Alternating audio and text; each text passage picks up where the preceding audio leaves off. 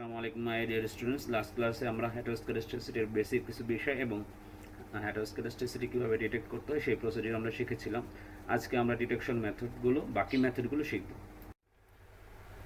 গলফেন কন্টেস্টের প্রধান দুটো লিমিটেশন হলো যে গলফেন কন্টেস্টে আমরা ইনিশিয়ালি সেন্ট্রাল অবজারভেশন ডিটারমাইন করি, দেন এক্স ভেরিয়েবলসগুলোকে আমরা অর্ডার অনুযায়ী অ্যারেঞ্জ করি, যে কারণে it will create some difficulties for larger observations. So এক তো হলো যে অর্ডার করা ডিফিকাল্ট হয়ে যায় because of the time limit. Another reason হলো যে সেন্ট্রাল অবজারভেশন সিলেকশন অনেক সময় ডিফিকাল্ট টাস্ক এবং which is subject to error. সেই জন্য আমরা এর চেয়ে বেটার হিসেবে আমরা Bruch, Pagan, Godfrey test করে থাকি। Let's start the procedure. Let's start with the multiple regression function. Kth variable multiple regression function আমরা ইকুয়েশন 11.5.12 এ দেখতে পাচ্ছি যে এখানে x আর in kth নাম্বার। এখন আমরা ধরে নিলাম যে sigma square equals to function of z, where z is the value of all x or sum of x values এবং z হলো নন স্টকাস্টিক ভেরিয়েবল। সো আমরা আমাদের ইকুয়েশন 11.5.15 আমরা লিখছি যে sigma square equals to alpha 1 plus alpha 2 z i plus 2 am z m. So যদি আমরা দেখি যে আমাদের সব alpha value equals to 0, that means আমাদের variance sigma square will be constant. In that case there will be no heteroscedasticity problem. So it is very easy. Initially আমরা ধরে নেব যে আমাদের all alpha equals to 0 এবং আমরা যদি আমরা এই হাইপোথিসিসটা অ্যাকসেপ্ট হয় তার মানে এই ক্ষেত্রে there will be no heteroscedasticity problem. So Godfrey Bruch, Pagan, Godfrey টেস্টের স্টেপগুলো আমরা দেখে নিই। ফার্স্ট স্টেপ হলো প্রথমে আমরা ধরে নেব যে প্রথমে আমরা আমাদের ওয়েলেস এস্টিমেটর রান করব একদম ইকুয়েশন 5.12 সাপেক্ষে, অর্থাৎ ইন্ডিপেন্ডেন্ট ভেরিয়েবল এবং ডিপেন্ডেন্ট ভেরিয়েবল এক্স এবং ওয়াই এর সাপেক্ষে। দেন আমরা ওইখানে আমাদের রেসিডুয়াল টার্মগুলো পাবো, ইরো টার্মগুলোকে আমরা স্কোয়ার করে নিব পরের কলামে। দেন সেকেন্ড স্টেপে আমরা আমাদের ইরো টার্মগুলোকে সামেশন অফ ইউআরআই স্কোয়ার বের করব এবং এটার সাপেক্ষে আমরা আমাদের ভ্যারিয়েন্স বের করব সিগমা স্কোয়ার, যেখানে sigma square equals to summation U R I square divided by N হলো নাম্বার অফ অবজারভেশন। থার্ড স্টেপে আমরা আমাদের অন্য একটা ভেরিয়েবল পিআই ডিফাইন করব, আর P I equals to U hat I square divided by sigma square, অর্থাৎ আমরা প্রত্যেক লেভেলের ইরো টার্মগুলোকে কনস্ট্যান্ট ভেরিয়েন্স সিগমা স্কোয়ার দিয়ে ভাগ করব। ফোর্থ স্টেপে আমরা পিআই ইকুয়ালস টু আমাদের রিগ্রেশন ইকুয়েশনটাকে ডিফাইন করব, যেখানে P I equals to alpha 1 plus alpha 2 z 2i plus m z m i plus v i হলো আমাদের রেসিডুয়াল টার্ম। এবং ফিফথ স্টেপে আমরা আমাদের নতুন একটা ভেরিয়েবল ডিফাইন করব as in, where as in equals to half ESS. এখানে ইএসএস আমরা আমাদের রিগ্রেশন মডেল থেকে বের করব এবং আমরা ধরে নেব যে ইউআই নর্মালি ডিস্ট্রিবিউটেড এবং অ্যাজ ইন হলো আমাদের কাই স্কোয়ার ডিস্ট্রিবিউশনকে ফলো করে with m-1 degrees of freedom. So আমাদের অ্যাজ ইন ক্যালকুলেটেড ভ্যালু যদি টেবুলেটেড কাই স্কোয়ার ভ্যালুকে এক্সিড করে তাহলে আমরা নাল হাইপোথিসিস রিজেক্ট করব, আর যদি calculated value of as in which is equivalent to chi square যদি টেবুলেটেড ভ্যালুর চেয়ে কম হয় তাহলে আমরা আমাদের নাল হাইপোথিসিসকে অ্যাকসেপ্ট করব। যদি আমাদের নাল হাইপোথিসিস রিজেক্ট হয় তাহলে সেখানে কোনো হোমোস্ক্যাডাস্টিসিটি নাই, তার মানে হেটারোস্ক্যাডাস্টিসিটি প্রবলেম রাইজ করছে।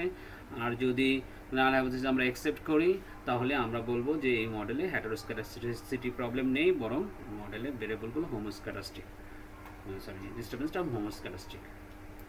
এখানে টেবিল 11.3 ডেটা ব্যবহার করে আমরা ফার্স্ট স্টেপ কমপ্লিট করব বিপিজি টেস্টের, এবং আমরা এক্সকে ইন্ডিপেন্ডেন্ট ধরে ওয়াইকে ডিপেন্ডেন্ট ভেরিয়েবল ধরে আমরা রিগ্রেশন রান করে আরএসএস বের করব। আরএসএস আমরা জানি RSS equal to summation u hat I square. So আমরা সেকেন্ড স্টেপে চলে যাব, আমরা সিগমা স্কোয়ার বের করব।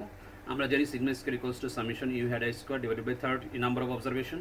এখানে নাম্বার অফ অবজারভেশন 30, সো সরাসরি এখানে 30 দেখানো হয়েছে। সো আমরা লিখতে পারি আরএসএস ডিভাইডেড বাই 30।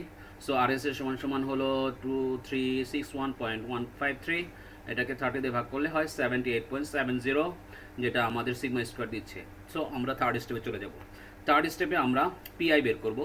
পিআই হলো প্রত্যেক লেভেল অফ ইরোর টার্ম অর্থাৎ ইউআইকে আমরা সিগমা স্কোয়ার দিয়ে ভাগ করব। সো প্রত্যেক লেভেলের ইরোরকে যখন আমরা সিগমা স্কোয়ার অর্থাৎ 78.7051 দিয়ে ভাগ করছি, তখন আমরা প্রত্যেকটা লেভেলে পিআই ভ্যালু পেয়ে যাচ্ছি।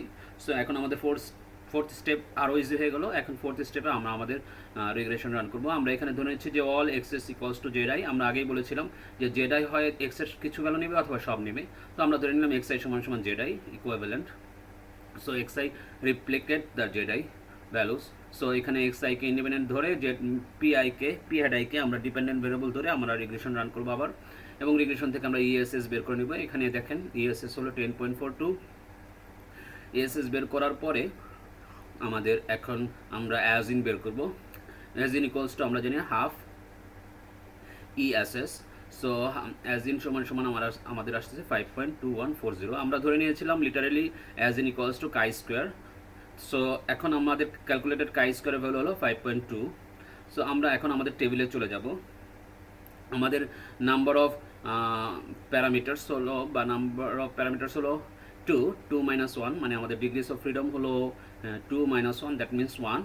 সো 1 ডিগ্রিস অফ ফ্রিডমে আমরা কাই স্কোয়ার টেবিলে যদি চেক করি যে 5% লেভেল অফ সিগনিফিকেন্সে আমাদের কাই স্কোয়ারের ভ্যালু হলো 3.84, আর 1% লেভেল অফ সিগনিফিকেন্সে কাই স্কোয়ারের ভ্যালু হলো 6.63। সো যদি আমরা 5% লেভেল অফ সিগনিফিকেন্স দিয়ে চেক করি তাহলে আমরা দেখব যে আমাদের calculated value 5.2 is greater than critical value বা টেবুলেটেড ভ্যালু 3.84। তার মানে 5% লেভেল অফ সিগনিফিকেন্সে যদি আমরা নাল হাইপোথিসিসকে টেস্ট করি, সেক্ষেত্রে আমরা দেখব যে আমাদের নাল হাইপোথিসিস রিজেক্ট হচ্ছে। আমাদের নাল হাইপোথিসিস ছিল যে মডেল ডিস্টারবেন্স টার্ম ইজ হোমোস্ক্যাটাস্টিক, তাহলে সেই ক্ষেত্রে নাল হাইপোথিসিস রিজেক্ট হয়ে যাবে এবং আমরা বলবো যে এখানে হোমোস্ক্যাটাস্টিসিটি নাই, বরং হেটারোস্ক্যাটাস্টিসিটি আছে। আর যদি আমরা 1% লেভেল অফ সিগনিফিকেন্স ধরি তাহলে আমাদের ক্যালকুলেটেড ভ্যালু হলো 5.214, কিন্তু আমাদের ক্রিটিক্যাল ভ্যালু বা টেবুলেটেড ভ্যালু হলো 6.63। সেই ক্ষেত্রে আমাদের যেহেতু ক্যালকুলেটেড ভ্যালু টেবুলেটেড ভ্যালুর চেয়ে কম, সেই ক্ষেত্রে আমাদের নাল হাইপোথিসিস অ্যাকসেপ্ট হবে। তার মানে 1% লেভেল অফ সিগনিফিকেন্স দিয়ে যদি আমরা নাল হাইপোথিসিস টেস্ট করি তাহলে আমরা এখানে বলতে পারবো যে এই মডেলে হেটারোস্ক্যাটাস্টিসিটি প্রবলেম নেই, হোমোস্ক্যাটাস্টিসিটি আছে। তার মানে আমাদের নাল হাইপোথিসিস অ্যাকসেপ্ট হচ্ছে। আমাদের নাল হাইপোথিসিস হলো যে দেয়ার ইজ হোমোস্ক্যাটাস্টিসিটি।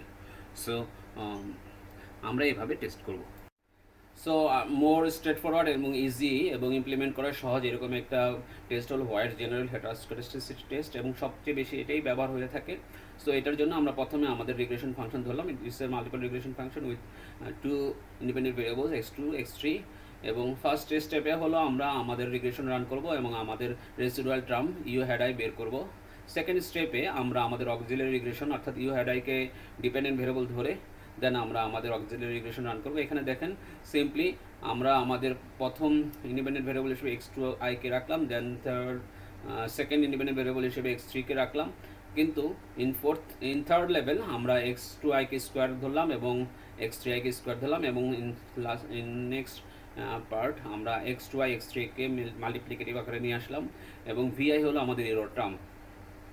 সো এইভাবে আমরা আমাদের অক্সিলারি রিগ্রেশনটাকে রান করব।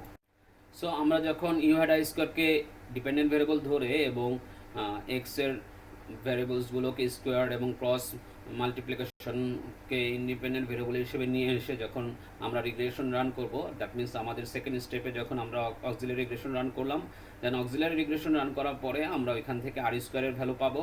সো আমরা আমাদের নাম্বার অফ স্যাম্পল সাইজ দিয়ে যদি আর স্কোয়ারকে গুণ করে দিই তাহলে আমরা যে ভ্যালুটা পাবো সেটাকে আমরা ধরে নিচ্ছি যে it is equivalent to chi square distribution অথবা it is equivalent to chi square value. So এটাকে আমরা যখন আমাদের অক্সিলারি রিগ্রেশনের আর স্কোয়ার অর্থাৎ আর স্কোয়ারকে যখন আমরা এন দিয়ে গুণ করছি, নাম্বার অফ অবজারভেশন দিয়ে গুণ করছি, তখন আমরা ক্যালকুলেটেড কাই স্কোয়ার পাচ্ছি। এটা এখানে ধরে নেওয়া হয়েছে। So fourth step is very easy and straightforward as usual like BGP test. আমরা এখানে দেখব যে আমাদের যে n ইন্টু আর স্কোয়ার, যেটাকে আমরা ক্যালকুলেটেড কাই স্কোয়ার ধরছি, সেটা আমাদের chosen level of degrees of level of সিগনিফিকেন্সে, অর্থাৎ এটা 1%, 5% অথবা 10% যেটাই আপনি ধরে নেন, সেই লেভেল অফ সিগনিফিকেন্সে আপনার ক্রিটিক্যাল ভ্যালুর চেয়ে কম না বেশি। যদি ক্রিটিক্যাল কাই স্কোয়ারের ভ্যালুর চেয়ে আমার ক্যালকুলেটেড কাই স্কোয়ারের ভ্যালু কম হয়, তাহলে আমাদের নাল হাইপোথিসিস অ্যাকসেপ্ট হবে এবং আমরা বলবো যে এখানে হোমোস্ক্যাটাস্টিসিটি আছে। আর যদি ক্রিটিক্যাল কাই স্কোয়ারের ভ্যালুর চেয়ে ক্যালকুলেটেড কাই স্কোয়ারের ভ্যালু বেশি হয়, সেক্ষেত্রে আমাদের নাল হাইপোথিসিস রিজেক্ট হবে। তার মানে এখানে হোমোস্ক্যাটাস্টিসিটি নাই, দেয়ার উইল বি হেটারোস্ক্যাটাস্টিসিটি। সো এখানে একটা এক্সাম্পল আমরা যদি দেখি তাহলে আমাদের জন্য সহজ হয়ে যাবে। এখানে 41 কান্ট্রিজের উপরে লুইস একটা রিগ্রেশন রান করেছিলেন, যেখানে দেখেন আপনারা লগ মডেলটা দেখেন, এখানে ln y i equals to beta 1 plus beta 2 ln x 2 i plus beta 3 ln x 3 i plus u i, এবং এইটার উপরে রিগ্রেশন রান করার পরে then auxiliary regression u hat i স্কোয়ারের উপর রান করা হয়েছে।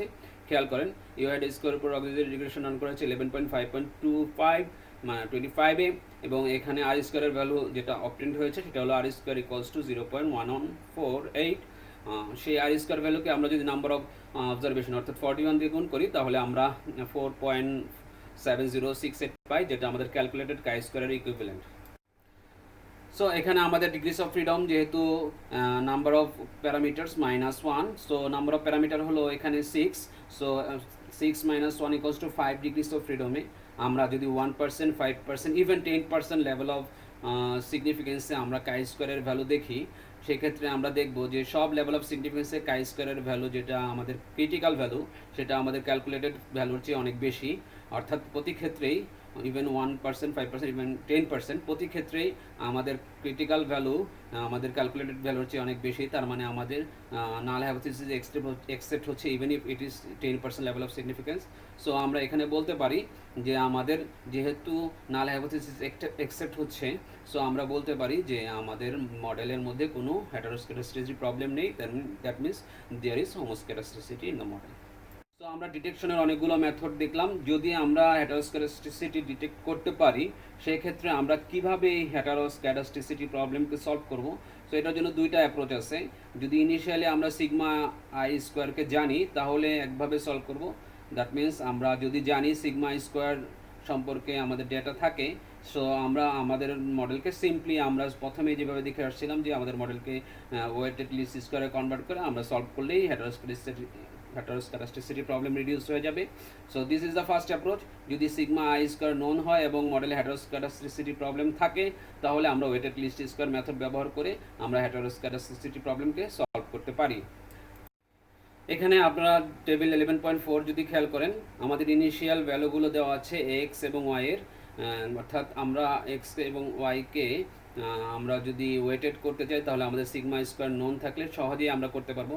ওয়াইকে সিগমা আই দিয়ে ভাগ করলে weighted y hat I square y hat i বের হবে, এবং আমরা যদি এক্স ভেরিয়েবলগুলোকে সিগমা আই দিয়ে ভাগ করি, দেন আমরা ওয়েটেড এক্স আই বের করতে পারবো। সো আমরা যদি আমাদের ওয়েটেড ভেরিয়েবলসগুলো দিয়ে এখন আমাদের রিগ্রেশন রান করি ওয়েটেড লিস্ট স্কোয়ার মেথডে, তাহলে এই মডেলে আমাদের হেটারোস্ক্যাটাস্টিসিটি প্রবলেম থাকবে না। এখানে আপনারা দেখতে পাচ্ছেন আনওয়েটেড লিস্ট স্কোয়ার হলো 11.6.3-তে দেখানো হয়েছে, আর যখন আমরা ওয়েটেড রিগ্রেশন রান করলাম, দেন আমাদের এটা দেখানো হচ্ছে 11.6.2, যেখানে আমাদের আর স্কোয়ার হলো 0.99 অর্থাৎ 99%, এবং এখানে এই মডেলের ক্ষেত্রে আমাদের হেটারোস্ক্যাটাস্টিসিটি প্রবলেম রিডিউস হয়ে যাবে। অর্থাৎ আমরা যদি ওয়েটেড লিস্ট স্কোয়ার রান করি অ্যাকর্ডিং টু ইকুয়েশন 11.6.2, তাহলে আমাদের হেটারোস্ক্যাটাস্টিসিটি প্রবলেম রিডিউস হয়ে যাচ্ছে, যেটা আমরা ইনিশিয়ালি দেখে আসছিলাম 11.2 সেকশনে। তার মানে আমরা সিম্পলি আমাদের ভেরিয়েবলগুলোকে ওয়েটেড ভেরিয়েবল হিসেবে কনভার্ট করলাম, সিগমা আই দিয়ে ভাগ করে, দেন ওইটার উপর রিগ্রেশন রান করলাম, এবং ওই রিগ্রেশন মডেলকে আমরা তখন বলবো যে regression model is out of heteroscedasticity. যদি সিগমা স্কোয়ার নোন হয়, তাহলে তো আমরা ওয়েটেড লিস্ট স্কোয়ার মেথড ব্যবহার করে আমাদের মডেলকে সলভ করছি এবং সেখানে হেটারোস্ক্যাটাস্টিসিটি প্রবলেম থাকছে না। কিন্তু সিগমা স্কোয়ার যদি নট নোন থাকে, অর্থাৎ না জানা থাকে, সেক্ষেত্রে আমরা যে মেথড ব্যবহার করতে পারি সেটা দেওয়া হলো এখানে। দেখেন White heteroscedasticity, constant variance and standard error. এখানে আমরা সিম্পলি একটা ইরো টার্ম ডিফাইন করব, যেখানে যে ইরো টার্মটা আমার হোমোস্ক্যাটাস্টিক হবে সেটাকে আমরা বলছি White's heteroscedasticity, corrected variance and standard errors, এবং যেটা আরেকটা নামে পরিচিত সেটা হলো রোবাস্ট স্ট্যান্ডার্ড ইরোর্স।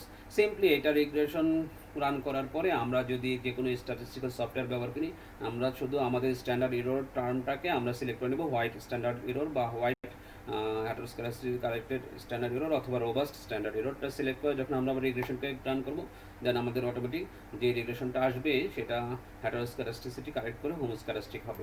এখানে জাস্ট একটা এক্সাম্পল দেখানো হয়েছে। দেখেন, ইনিশিয়ালি আমাদের রিগ্রেশন রান ছিল ওএলএস স্ট্যান্ডার্ড ইরোর সাপেক্ষে, দেন আমরা যখন হোয়াইট স্ট্যান্ডার্ড ইরোর ব্যবহার করছি তখন আমাদের রিগ্রেশনের স্ট্যান্ডার্ড ইরোর চেঞ্জ হয়ে যাচ্ছে according to whites error corrected standard error,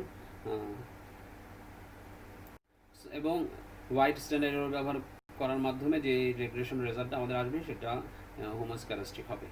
কিভাবে একটা সহজ পদ্ধতিতে হোয়াইট স্ট্যান্ডার্ড ব্যবহার করে হেটারোস্ক্যাটাস্টিক প্রবলেম দূর করা যায় একটা মডেলের, সেটা আমরা ওয়ান ক্লিকে একটা রিগ্রেশন ফাংশনের সাথে ওয়ান ক্লিকে একটা রোবাস্ট স্ট্যান্ডার্ড সিলেক্ট করে রিগ্রেশন রান করে আমরা দেখিয়ে দিব সফটওয়্যার ব্যবহার করে পরবর্তীতে। There are some assumptions of heteroscedasticity pattern. Number one, the error variance is proportionate to xi square.